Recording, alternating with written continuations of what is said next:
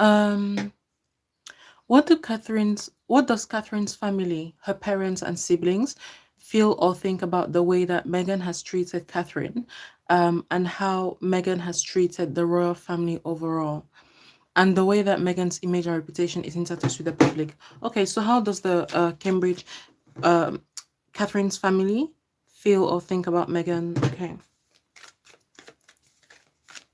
I'm gonna do my best, but this part might be a little short, just because I'm short on time. Yeah.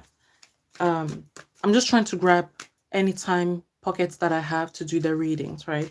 Otherwise I would wait a long time to sit down and to be able to sit down and do them.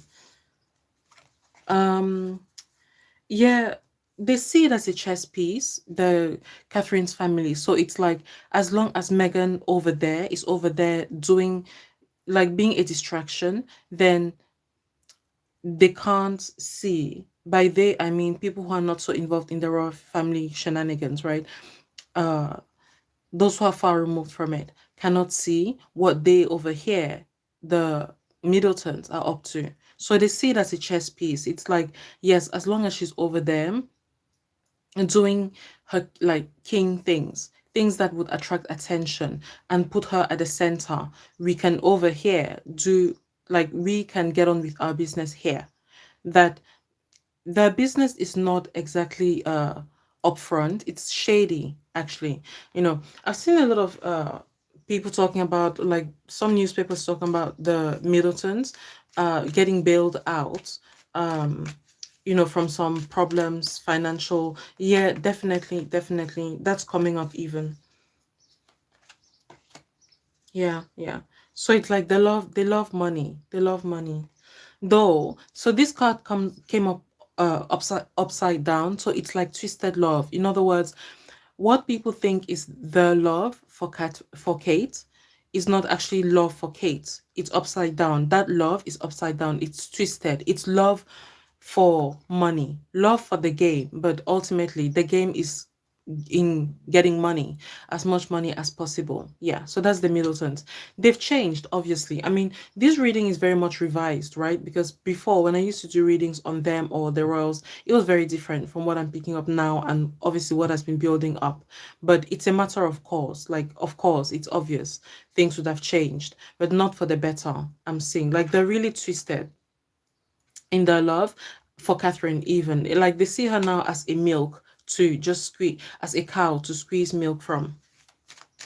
Yeah. So they're not really bothered about what Meghan is doing, or with regards to your question, how Meghan has treated Catherine. They're not bothered. I mean, in fact, this twisted love that I'm seeing, it's much more like,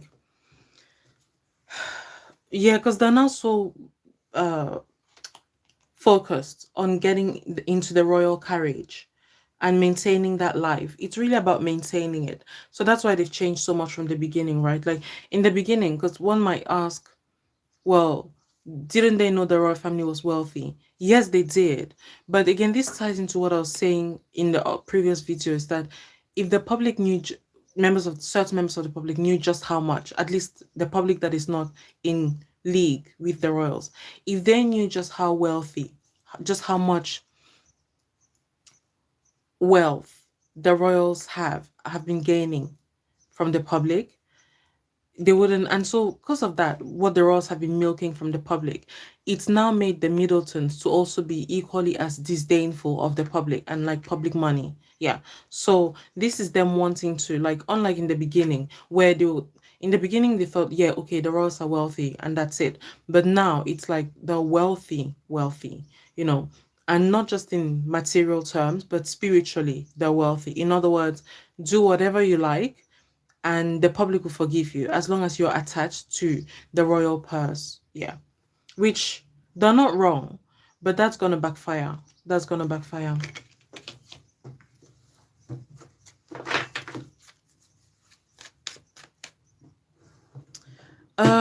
Okay. Let's see. Next question. Is the speculation true that some people have of Catherine having an eating? Yes, yes, yes. Having an eating disorder, yes.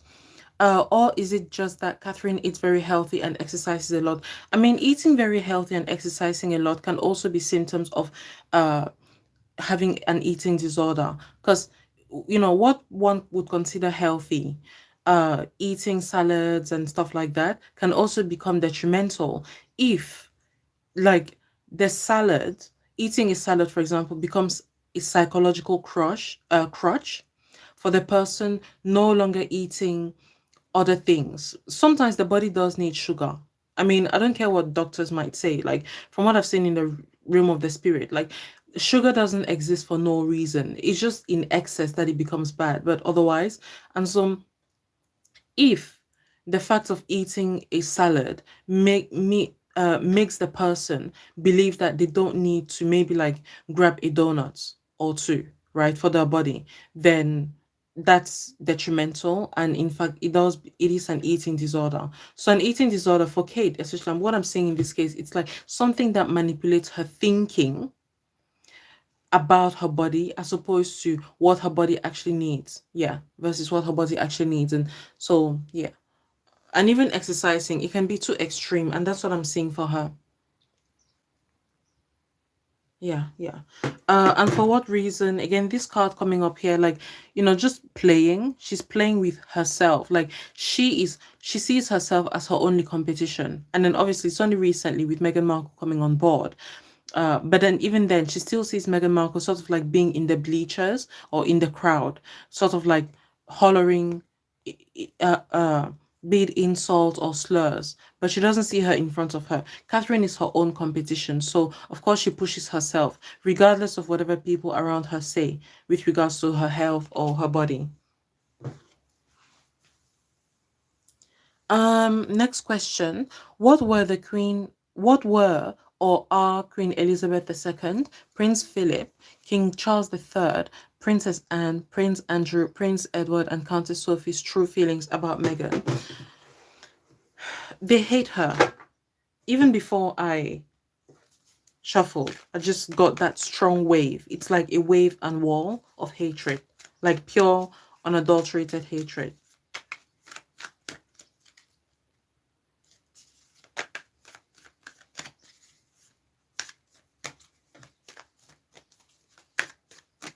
Yeah. I mean,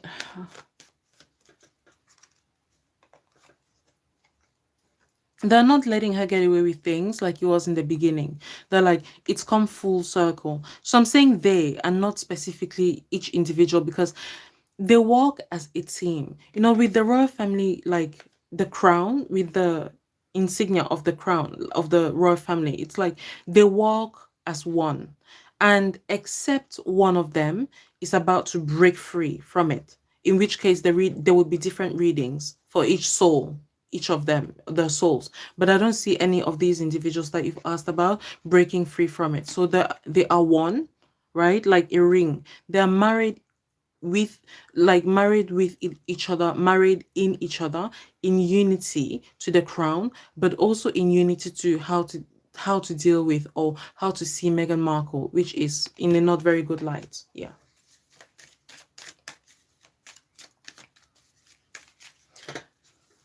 Oops. Yeah. Yeah.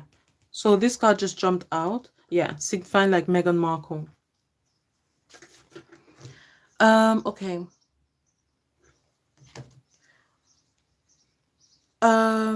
It has been said that Prince Philip and Princess Anne were or are very sharp when it comes to reading people immediately, and that they both saw through Meghan from the very beginning. Is that true? Yes, absolutely. With regards to Prince Philip, especially because she lacked that, what I was describing that Diana has, the dream spirit.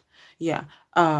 He sees or saw Meghan as much more callous, in the sense of, it's not that he didn't see Diana as callous. Prince Philip, I mean, he definitely actually did. He did. He saw her manipulative behavior towards Prince Charles. But it's not that. It's more like you can be manipulative, but then it's more like that manipulation is due to circumstances as opposed to manipulating for the joy of it. Yeah, and that's what he saw in Meghan. Like, she'll be able to manipulate just for the joy that it gives, the feeling of control, even when things are going perfect and there's no need for manipulation. Yeah.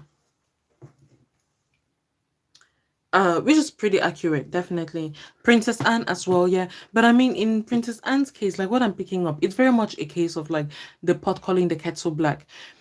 You know, a lot of people tend to say it's a good thing that Prince William was born first. If Harry had been born first, then the monarchy would be in trouble because of the crown, right?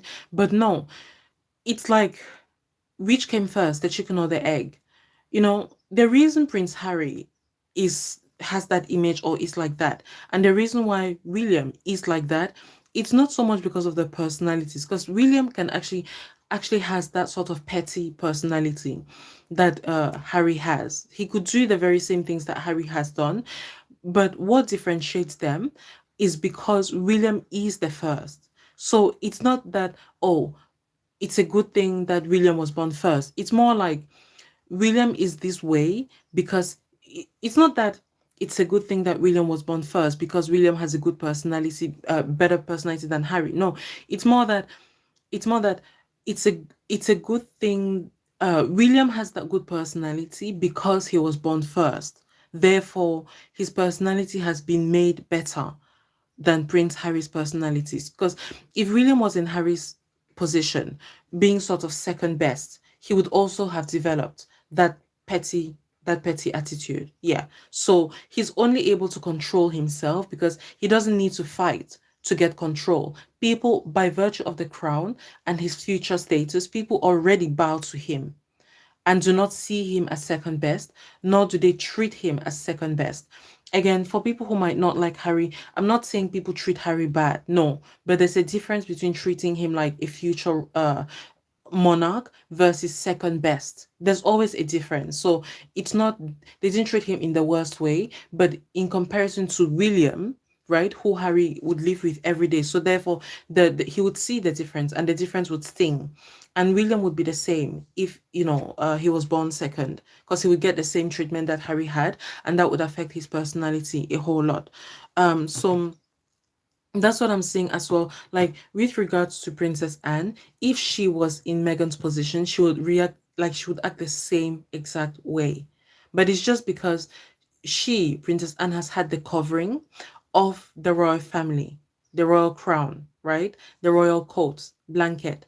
It's been a blanket preventing her from exercising those types of behaviors that Meghan exhibits. Yeah.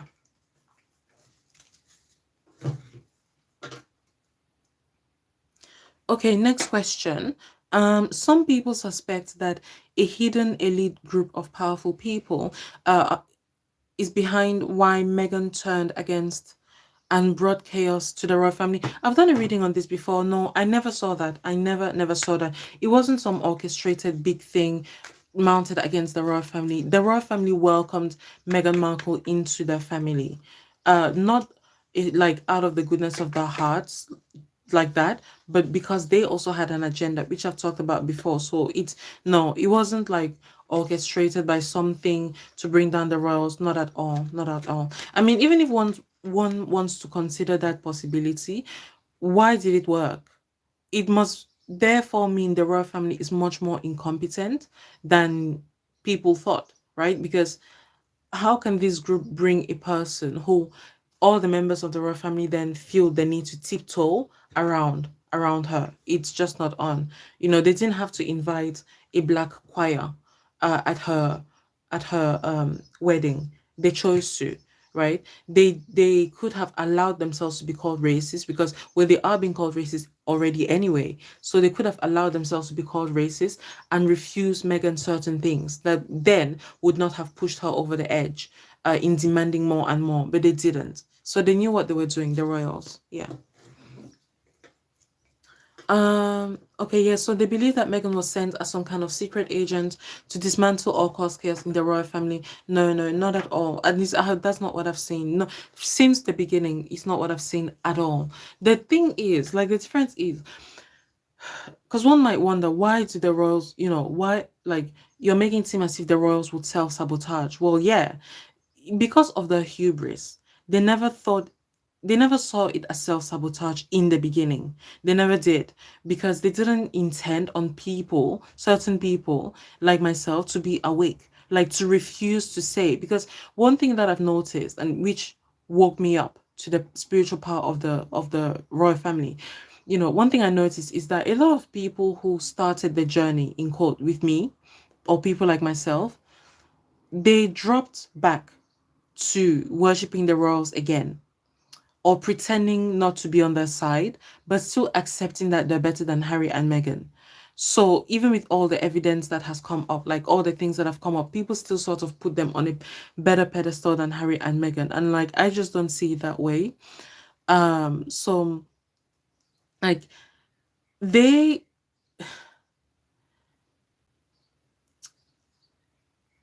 when they started and they brought Meghan in and accepted her, it wasn't for self-sabotage. It was obviously for whatever reason that you would think of, using any all the attributes that Megan has to increase their stature. Again, some people might argue the royal family doesn't need her to increase their stature. Yes, they do. In the same way that, from what I've read, they need sacrifices, rituals to maintain their power. They also need somebody like Megan to maintain. It could have been anyone, So it's not like Megan is special, that they only needed Megan and no one else could do it. No, it could have been somebody else, but it just so happens that it was Megan. Yeah. So, and so they didn't think they were self-sabotaging because they expected that ritual, that thing to work, but it didn't work. It didn't work. People like myself have refused to continue buying into that narrative that they are the victims of Harry and Meghan. Yeah. So because we've refused to buy into the narrative, again, when it comes to the spiritual room, doesn't it doesn't really prioritize quantity, as much as, let me say, quality. In other words, it doesn't matter if a billion people in the world support and believe the royal family and the paradigms that the royal family have created. Even as long as one person denies that reality, that paradigm, then the whole ritual is not going to work as well as it should. And then in time, even that ritual is going to break, if as long as that one person stands the ground in disbelieving the ritual or in disbelieving the paradigm, right? I hope that makes sense. So, and not saying that I'm the only one, but I count myself as one of the people. I've seen many others as well, several, but definitely a lot less than you would expect. So spiritually, there are a lot less people that believe in the rose than you would expect. So in the rose paradigm. So yeah, so because of that, because it's not a global acceptance, it means it's now turned into poison. What the royals had been using as part of the ritual has now become poison, and it's poisoning them and sinking, causing them to sink. Yeah, gradually. Regardless of what their fans might believe, they have been sinking. But again, like I've said it in previous readings in the past, just like with Meghan, because the royal family fans are a bit like, I mean, really the rabid ones. They are like the Sussex squad, how the Sussex squad was in the beginning, very rabid, unwilling to listen. And they seem to, and very arrogant or disdainful, and dismissive. So they seem to think that the royals are not sinking and they will never sink, but that's just not true, because they refuse, they're sort of assuming that for the royal family to be sinking, one would have to see massive headlines here and there and all of that stuff, like a big break. Not at all.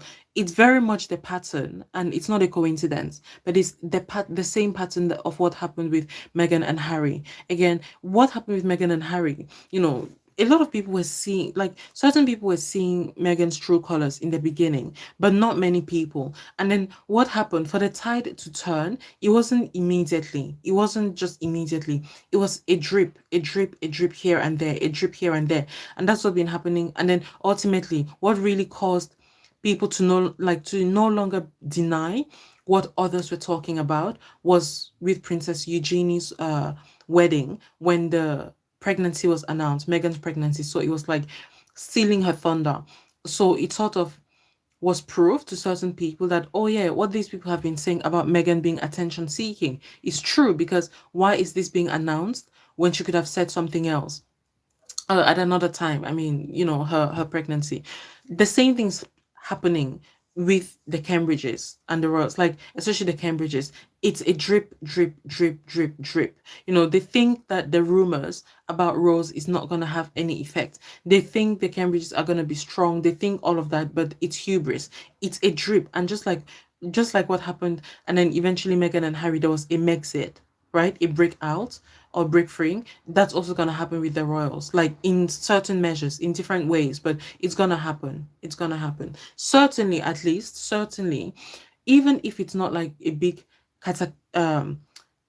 Armageddon thing event, it still will have the same amount of momentum and energy wise, as what happened with Meghan and Harry. Like that kind of turning of public approval. Yeah.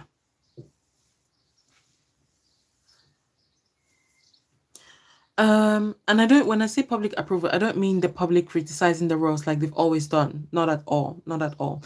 I'm genuinely meaning people no longer paying attention to them. Yeah. And it's gonna be felt. Um, okay, next question. There are rumors that King Charles III and his siblings have been fighting over money ever since Queen Elizabeth died. Yes, yes, yes, they have. But also, at the same time as they've been fighting, they've also been united because they want to look good. They want to look pure to the public. So they're still playing for the gallery. Um, Yeah, yeah, yeah. Is that true? Yes, absolutely. If so, is the fighting over money mostly between King Charles III and Prince Andrew? No, absolutely not. I don't see that at all. Um, it's like like this card, a regiment, like a regiment. The opposite of that is like anarchy. It is anarchy. It has been anarchy for a while, but it's also because again, sort of like uniform. I'll pick it up later. The uniform energy of royalty. It's because they always get into fights whenever they feel the need to get power. So it's not so much due to money. They can always do rituals to get more money. It's more like using the arguments about money to gain some control, almost like Prince Andrew saying. So it's not just Prince Andrew and Prince Charles, it's all of them. So hence the uniform, the card with the uniform. It's like all those who are within the regiment of the royal family. So all of them. So Prince Andrew would say, for example, to Prince Charles, and it's been taken advantage, not so much because of the death of Queen Elizabeth only, but because it's a transitional period. So whenever there's a transitional period, I've explained earlier on, I beg your pardon. I've explained earlier on, whenever there's a transitional period, those who are at the lower side, like below the actual monarch who has more power, those who are below, they use that time period to get to drain as much as they possibly can from the monarch, because they know that, as I've explained earlier on with the queen, you asked whether the royals fear the queen because of support of the, yes, definitely. So these royals would know that at some point the support for the monarch is going to be solidified, and so then they're going to fear him. But until then, they want to get as much as they can in order to, almost like threatening him that since you're in this transition period, so people are not sure about you yet, don't make us go like do things in the public that would cause the public to lose whatever little confidence in you that they are still building. Yeah. So it's more like a power play to grab as much as they can. But so like once things are established, let me say like a few months or a year from now, those power plays will no longer be in place, because then Charles would have been established in people's minds, and whatever any of the royals say, the public is much more likely to believe Charles over that royal. Yeah.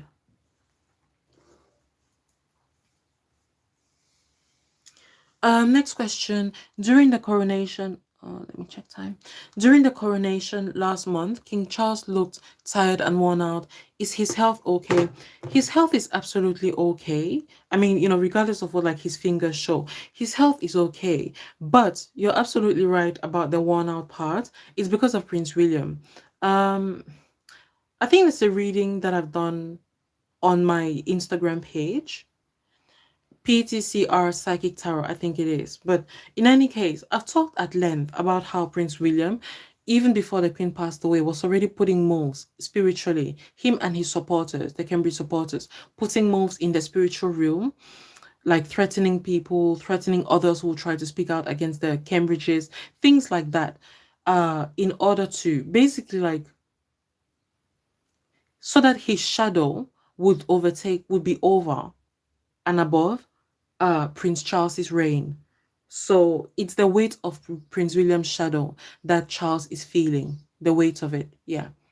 But he doesn't know that. He doesn't know it's his own son.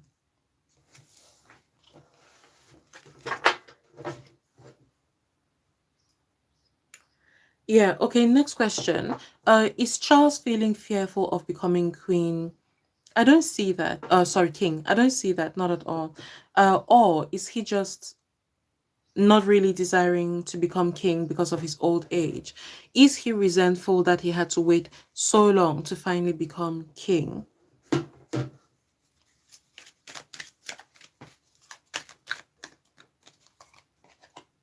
No, he's not resentful, nor is he knows that's the way things go. He knows that's the way things go, like business as usual. Yeah, business as usual. Let me see. Because of his old age, not really. Again, he sees old age as he uses history a lot, him especially, more than William, let me say, or even more than the Queen. He uses history a lot to make himself comfortable with both his wealth and his status, right? So that's what causes him to just keep going, like a melody, to just keep playing, to just keep going, because he feels that he's on the throne, he has a role to play. Yeah. So looking at history, by that I mean looking at, like, okay, in this century, talking about his ancestors or whatever, like in this century, this person got married at this age and so he uses the past to justify his presence, to justify his circumstances and why he should be comfortable with what he's doing. It's like, this is not new, there's nothing new under the sun, so therefore I have nothing to be ashamed of or afraid of or even worried about. I mean, it's to the point where, and here I'm picking up now, this is probably why he fails to see, he has this blind spot about William and whatever William is doing in the background to undermine him. He thinks that, and I guess he's not wrong. Like, from what I'm picking up, he's actually not wrong. Because again, they've got money. They've got money. He's got money, Charles. So he's like, even if so, looking back on history, he's aware that there have been a coup, like COUPS, right? Overtaking like a child, supplanting the father's position, or beheading the father, right, in order to take the throne, things like those, like fighting for the throne, bloody wars for the throne. So Charles is like, he stashes money away, so he doesn't even trust his family members, his own family members, including his son. He's like, so that's why he's very nonchalant about what William is doing. So it's not so much that he doesn't see it, it's that he doesn't care, he doesn't give a damn. Yeah. So this nonchalance, because of the money, he's like, even if my son uses, or people around me, they use a sword, right? Or money to keep me away out of the throne, my throne, I can still live a life outside of it. I've got enough money stashed away. So he would just maybe like run to an island that would receive him, and he would live out the rest of his days, the rest of his years on that island, right? In his own cocoon, without being killed or anything like that. So he doesn't see himself as a threat. He wouldn't put himself as a threat to, let's say, William, who would want the throne, right? He'd just be like, don't kill me. You don't need to use the sword. You don't need to use this word. Just give me money and I'll go. I'll go away. Yeah, into the distance.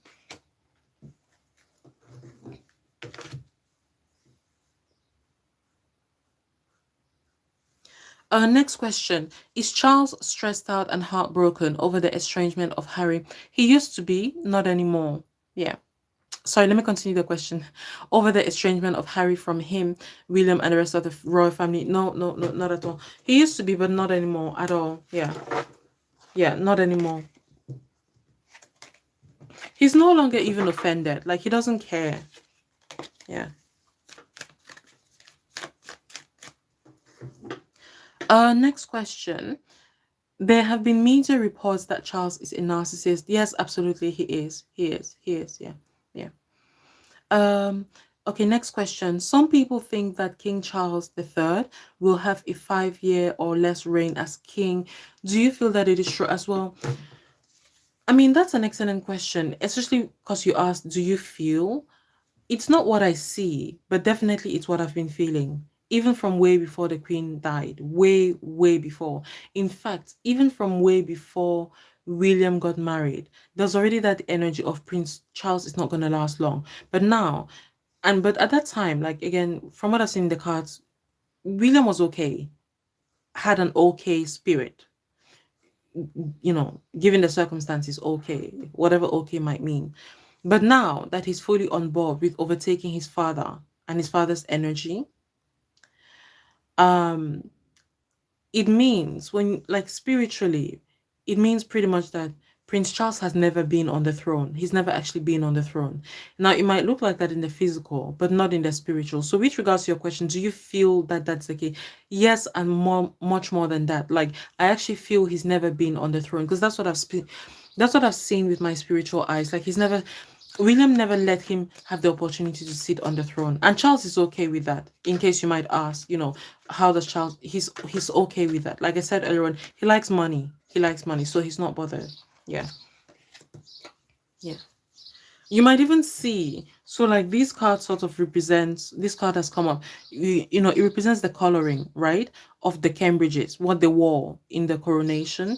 Yeah. And also even like the sort of peacock energy, like showing off, see me, look at me. That's what they did during the coronation. I mean, I talked about this energy way before the Queen passed away. Like, that's an energy that, whenever I do readings, and some things that I see in the cards, I myself may not even be sure about, because the energy feels very kind of like half and half. But when it comes to William's energy overtaking his father's, William working to overtake his father, that energy has been categorical. Like, it's been so strong, so immovable, that is going to be William's reign. William over his father, William over his father. That is the theme of his reign. That's what it's going to be. William over his father, William over his father. And I was saying these things even before the Queen passed away, because it was that strong about what William was already doing this in the background, in the spiritual realm. William and his supporters, his fans.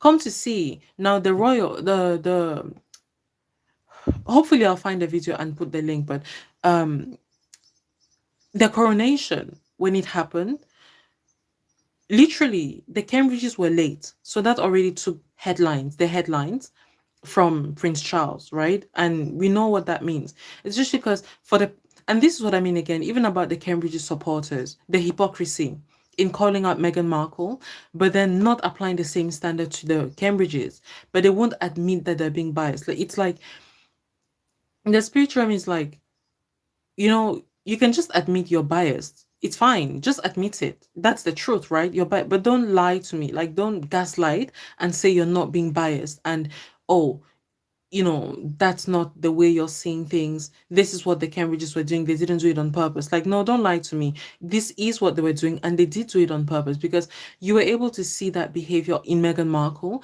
even when Meghan Markle's fans were saying she didn't do it on purpose, right? She didn't mean to do this. But now, all of a sudden, when it comes to the Cambridges, you're willing to say also they didn't mean to. They didn't mean to. They didn't mean to turn up late. Actually, it was Charles who was early, right? Things like those, like arguments like those, that you would see how it's all playing out. What I was saying earlier on about not just the Cambridges pushing Charles to the side, but the supporters as well, undermining Charles's reign. And that's what they've been doing. And that's the main theme, actually, that I see of it, just like continuously wrapping itself around the royals. Yeah. Into the future, into up until William's reign. Yeah. Yeah. So they did videos behind the scenes during the coronation, which they didn't have to do. I mean, it's a bonus clip. They didn't have to do it, number one, because people would have been contented, especially the fans, right? Would have been contented with just getting the recordings, the video recordings, the pictures from the coronation, the videos that were already taken, right? So the Cambridges did not have to do that behind the scenes recording, and yet they did. Okay, fine, they did it, but they didn't have to post it so soon and so close to the coronation. They could have left it to linger for a little bit, and then a couple of months time down the line, when the coronation has died down and Charles has gotten the headlines, then they put the video, but in a way that reminds people of the coronation and that elevates Prince Charles's reign, like almost to say, oh, throwback. Look at this event that happened a couple of months ago, 2 months ago. Isn't this good? I mean, don't you think Charles is sort of doing a good job, right, in getting settled as the new king? They could have put forward that energy and posted the video months later so that they wouldn't take like jostle for the headlines. But what did they do? They did a Meghan Markle. And this happened in the midst of also Catherine wearing Meghan Markle's signature shoes, right? The day before, I think at the rehearsal. So it's all orchestrated. No one can tell me different, especially because this energy is so strong. I had been picking up way before the Queen even passed away that the Cambridges were going to be doing all these shenanigans, yeah, in front of the public. Yeah. Um,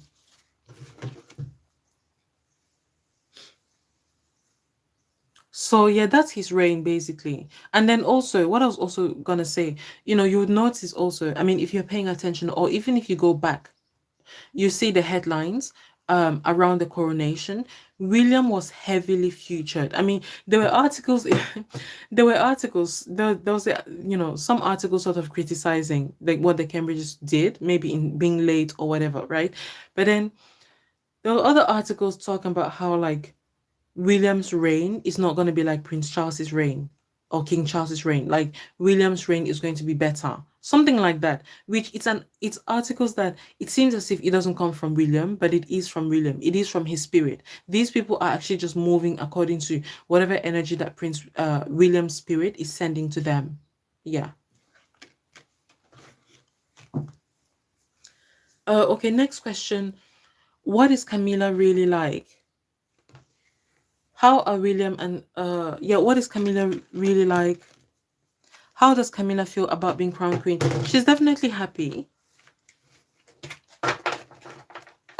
Camilla, she's definitely happy.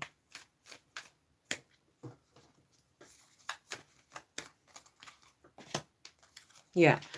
But the Cambridges again coming up here, even in the reading of Camilla, even in the reading of Charles, the Cambridges are there. They superimpose themselves on it. Like you just notice it when it's like when tarot readers are reading, you might pick it up that William's energy, it's just there. He doesn't want to let his father go. Like he's there. It's a cool. It's a cool in just different in a different way. He hasn't physically beheaded his father to sit on the throne, but he's done it in the spiritual.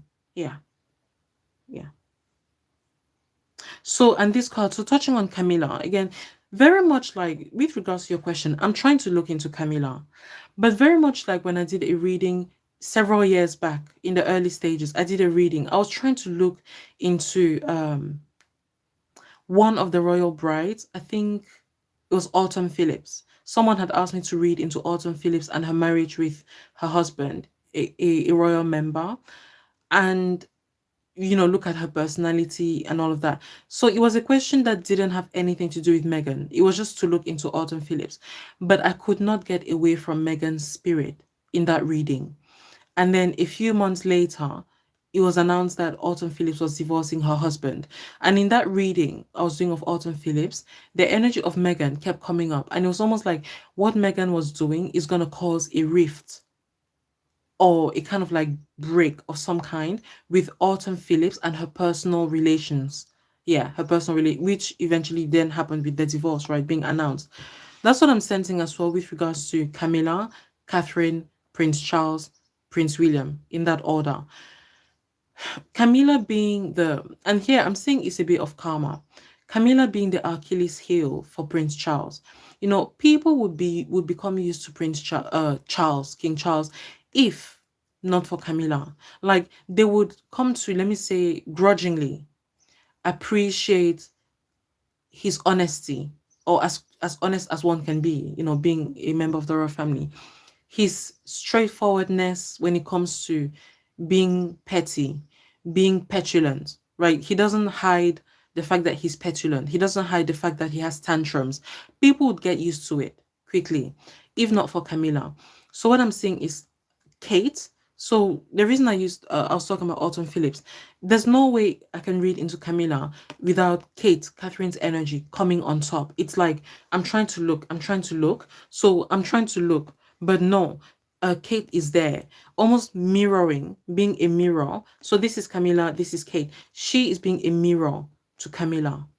Yeah. So wherever you go, you'd always see. It's almost like what this duo has done, Catherine and William, is if even if people want to appreciate Charles, here is Charles's twin, right? His wife, his partner. So it's like the moment people want to appreciate Charles, in comes Catherine, to remind them of what Charles has done in the form of Camilla, which then makes people angry, and then they see Camilla as, you know, whatever she is, a gold digger, someone who hated Diana, someone who caused pain to Diana, who is loved, you know, and who is the mother of William, Prince William, the future king, who was adorable when he was a child. He had to walk behind his mother's coffin, that whole song. So in as much as, I mean, really, again, you haven't asked this, but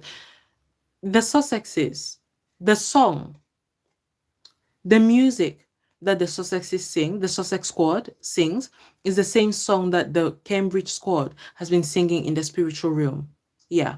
It's just that, again, the Cambridge squad, they do it in the spiritual. So, i.e., in people's minds. So that's why people would be more ready to accept William as Diana's son, and therefore worthy of them hating, even despising Camilla.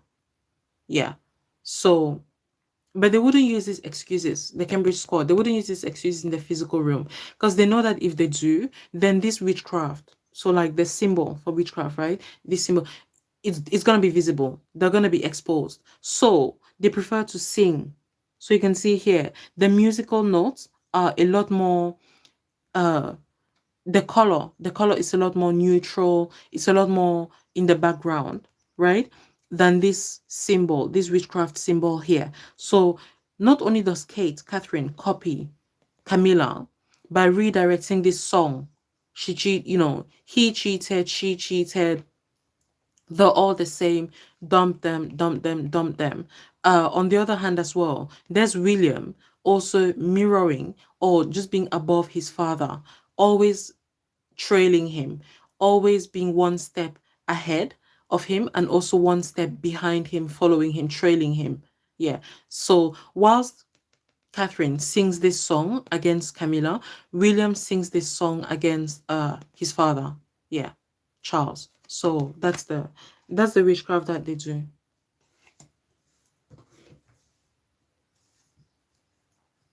So with regards to Camilla, what is she really like? Yeah, what you see is what you get. She is a bit like Charles in the sense of like the pettiness, the going for what you want, getting what you want, no matter the cost, but also being unapologetic about it, but also in a way being kind, because there's that kindness in them or her, Camilla, in that I'll be kind, but only because I have no choice, seeing as I've been blessed so much. So it's not really out of kindness of her heart, but kindness of her circumstances. Since her circumstances have aligned to make her better, a better person in terms of materialism, she's going to return the favor a little bit. Yeah. So it's a way of like almost appearing grateful.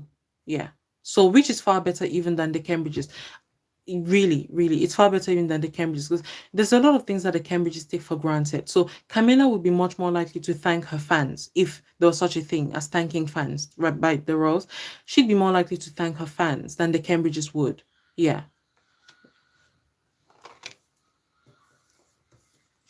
But she is selfish. She's very much petty. What you see is what you get, in that whatever what Diana said about her relationship, her marriage, Camilla was very much involved. I mean, and more and more. She really threatened and abused Diana.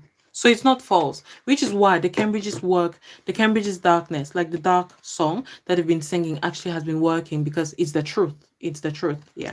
It's just that they're using it in the wrong context and for duplicitous means, like a duplicitous end. They're not clear about their intentions, the Cambridges. They're not. But that is the end. That is the end that they want to achieve. And also because they're using this truth within the wrong context, in that, I mean, it's like you're mirroring Charles and Camilla. But what about you? What have you done wrong? I mean, there are rumors of you cheating, right? Like with Rose. I mean, there's a Rose here. There are rumors of you cheating with Rose, but you're not gonna listen to that song, right? You think the song is beneath you, but then you want to elevate this song right here, right? For your father and your stepmother. Yeah. And I was saying stepmother, but the energy feels heavily like mother, almost like William has tended to call, if not William, then yes, William, Catherine, at times, definitely the grandchildren, calling Camilla mother, grandmother. So they don't call her step, but in their head, they very much see her as step, even the enemy, yeah, to the end goals. I'm gonna stop the reading here and continue in the next video.